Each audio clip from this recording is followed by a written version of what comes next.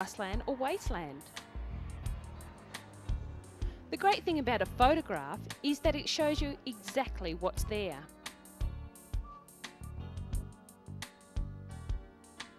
The aerial mapping has even discovered some ancient sites.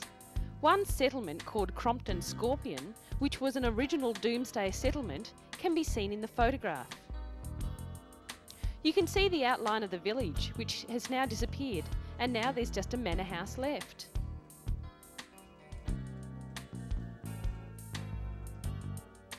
Photographs enable you to see shapes of the roofs, the type of trees, and all the details you don't ever see on a map. The photographic map can be used by both the private and public sector, for local government planning and development, to education and teaching research. The map can also be used to analyse land for floods, to look at damage to coastal regions, and to monitor habitat. You could even take a look at the land you want to buy and its surroundings with this type of mapping. In fact, the uses for the map seem huge, and with the aim of putting the details on the internet, it sure makes map reading a whole lot more interesting.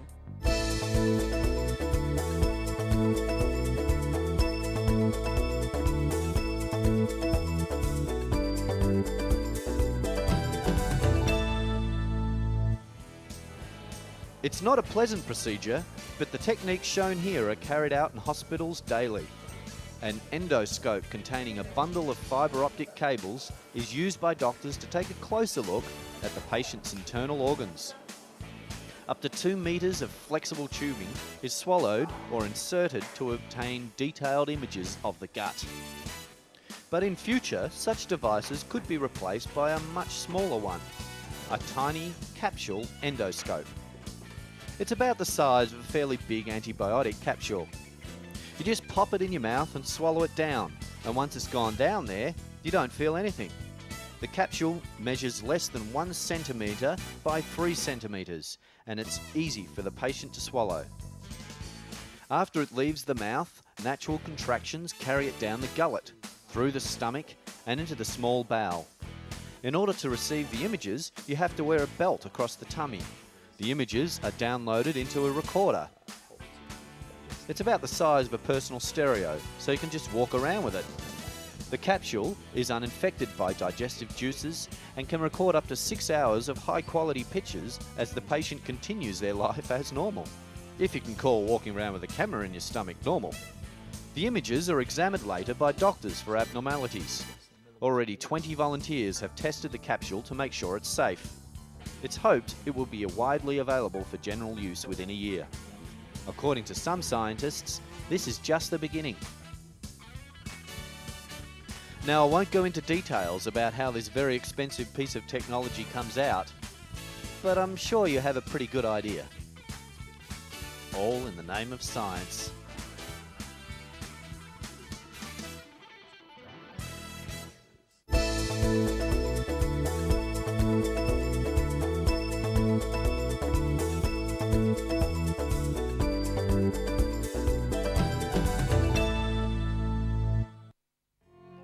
Falling in love is an all-embracing experience. Fluttering in the stomach, a pounding heart, and mood swings from happiness to sadness are all common symptoms of being in love. Sounds complicated, doesn't it? You may have heard that Cupid's arrows pierce the heart, but it's the brain that really controls these feelings. Researchers have been looking at what's going on in the brains of 17 students in the first flush of romantic love. They used magnetic imaging to see which part of these lovesick students' brains were most active when they saw images of their beloved. The findings were surprising. Seeing pictures of their loved one switched on particular areas of the students' brains that were not active when they looked at pictures of friends. Thank goodness, really. These include areas associated with the gut feelings. On the other hand, there was a reduced activity in the part of the brain associated with depression. Surprisingly, the part of the brain responsible for vision and face recognition was not activated. It was as if the love responses were all happening at a deeper level. The scientists admit there's little practical use from the research, but it could be helpful in areas of further study. This is face and object recognition. This is sort of the detailed environment. It could also help us understand the sweaty, clammy, gushy side of love, or a small step towards understanding the workings of the most wonderful machine in the world, the human brain.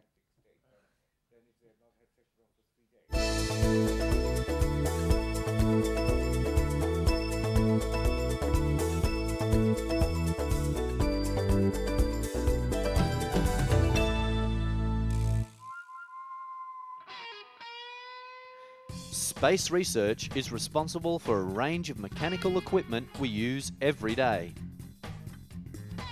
NASA's need for a tool to take samples from beneath the surface of the Moon led to the development of the battery-powered drill. Seeing the interest in that tool, the private sector used the technology for an array of power tools, including the cordless screwdriver, the portable vacuum cleaner, and battery-powered video cameras and telephones. What about the lunar rover? It was used by astronauts to get around the Moon. After seeing its one-handed driving system, one man asked if it could be modified for use by the physically disabled, and it was.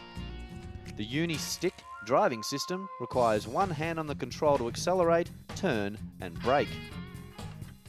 The spacesuit has also provided some interesting and life-saving technology into our world. The development of better breathing equipment for firefighters has helped to decrease the number of smoke injuries while allowing firefighters to get further into burning buildings and take greater control of the blaze. Technology developed for use on Skylab in the 70s has been used to develop the sophisticated smoke and fire detectors found in virtually every home and office. This technology was also used to develop a portable blood pressure measuring system and infrared thermometer, which measures your body temperature through your eardrum in 2 seconds or less. To explore the new realms of space, new materials were required to keep explorers safe. Those materials have been put to use here on Earth. A thin polyester film used on the Echo 1 satellite and then to line the Apollo spacecrafts and suits is now available as the space blanket. Originally meant to keep radiation away from the body, the film also works to retain heat radiation by the body, making a perfect lightweight emergency blanket. Spacesuit technology intended to keep astronauts from getting too hot is the idea behind the cool vest, used by children born without sweat glands. Believe it or not, bicycle helmets. Yes, another spin-off from space research. The composite materials of many helmets worn by bicycle racers and pleasure riders are descendants from NASA. The research on material and aerodynamics has been adapted from the aerofoil designs to reduce drag on fighter planes. And you know your new tennis shoes? Even that bounce can be traced to astronaut moon boots. Scratch-resistant sunglasses? Yep, another one. Can you imagine life without computers? Imagine no internet or MP files. While some developments in microcomputer technology are not direct creations of NASA research, the speed of their development got a boost from the space program. Technology used to enhance the pictures of the Moon is now at work in magnetic imaging. Even amusement roller coasters have been developed from astronaut training programs and flight simulators.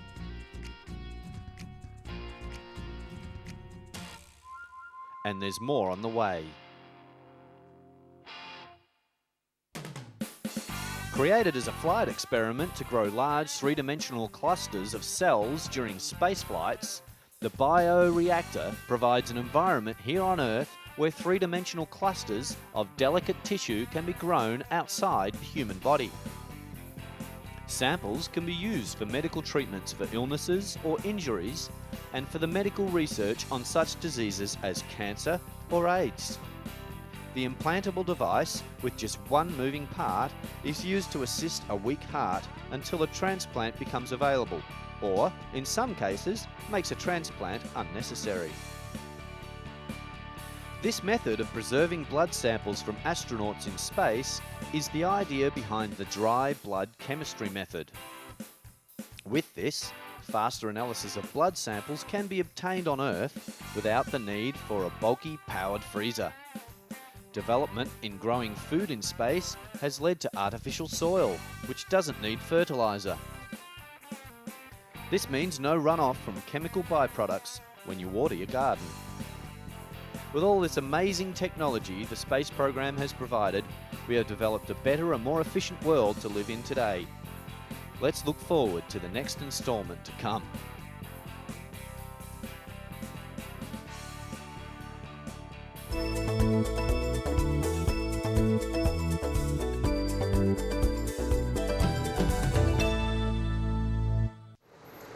When you think of Thailand, you don't usually think of five-star healthcare, but a hospital in Bangkok is providing just that and attracting patients from all around the world.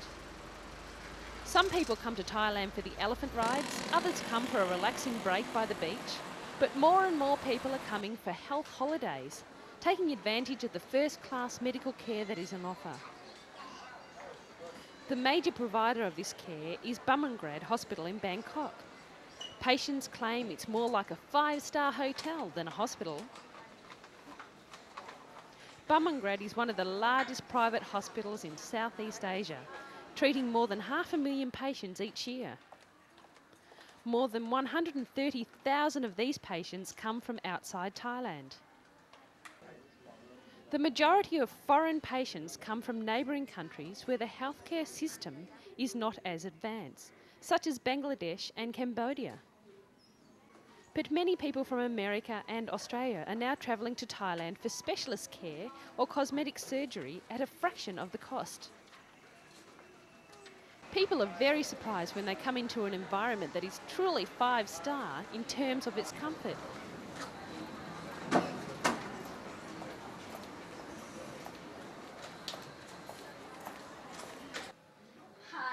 Casey Lippert is one of those thousands of expats who come to Thailand for healthcare.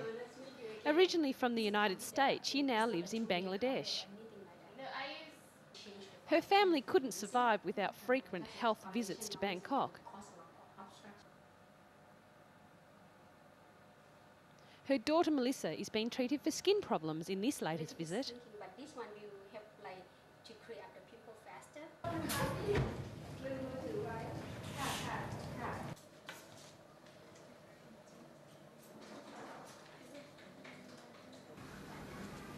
Apart from first-class health facilities and medical equipment, Bumrungrad also offers all the services you would expect from a hotel.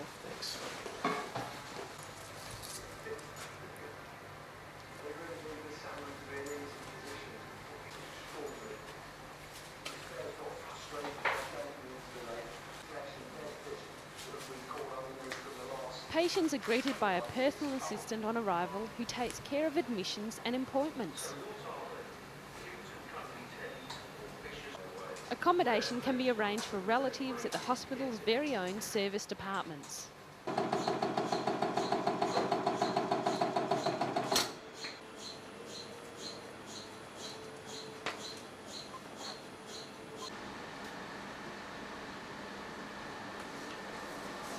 Patients can have internet access to their room, order food from a special menu which caters for various religious groups. You can even get a milkshake delivered to your hospital bed.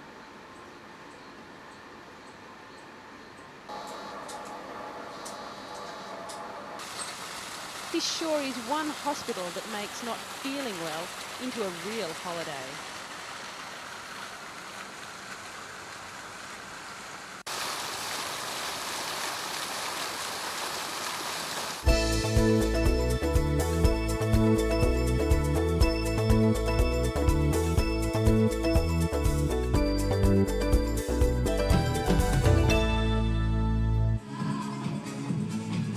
With obesity such a problem around the world, a gym owner has found what he thinks might be a solution to the problem. He has opened a gymnasium specifically designed for young, overweight kids. I want to see your arms moving. Take your hands off there, please.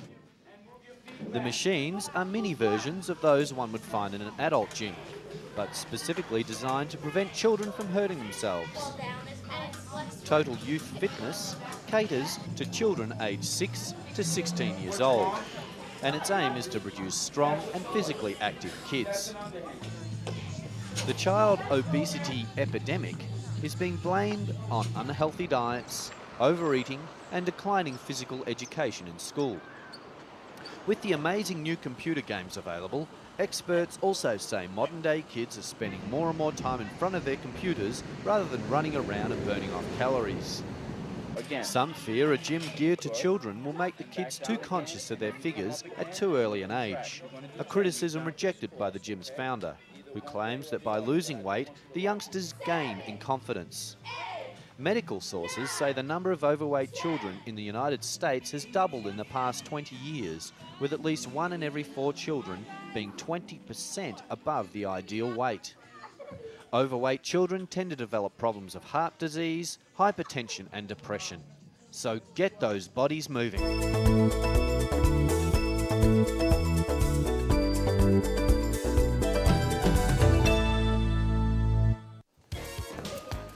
For just a few hours every week, a small group of children have been gathering in Jerusalem to prove their surrounding world wrong. They have shown that amidst the violent Israeli-Palestinian conflict, there can be racial harmony. Weekly practice for the children of the Jerusalem circus is no clowning matter. These 15 children are practicing not just circus acts, but a different view of the future. A future as a joined society where Israelis and Palestinians can live in harmony.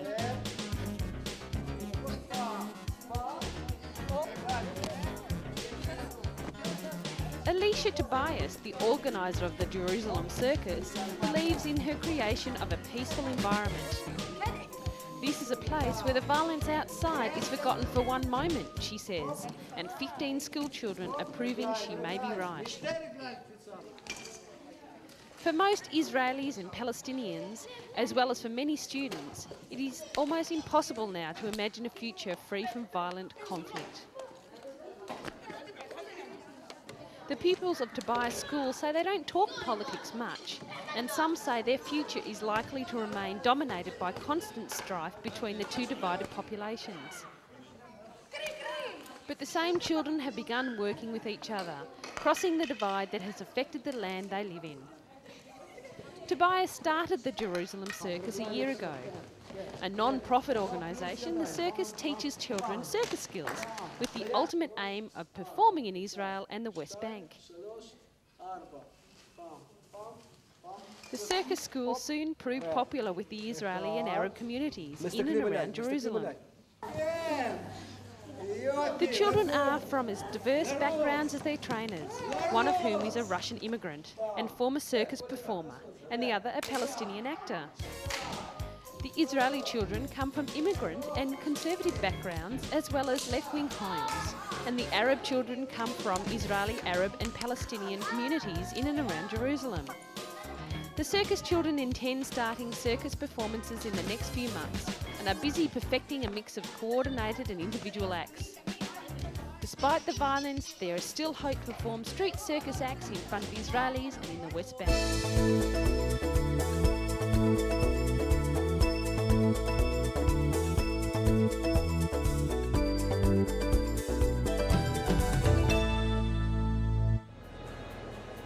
The growth in the use of gyms and fitness centres is a worldwide craze.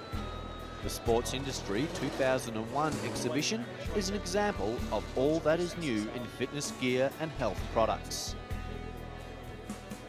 Gyms are an increasingly popular leisure pursuit around the world. The Fitness First chain started 8 years ago and is now gyms throughout Europe and Asia and turned in a profit of £12.8 million sterling last year.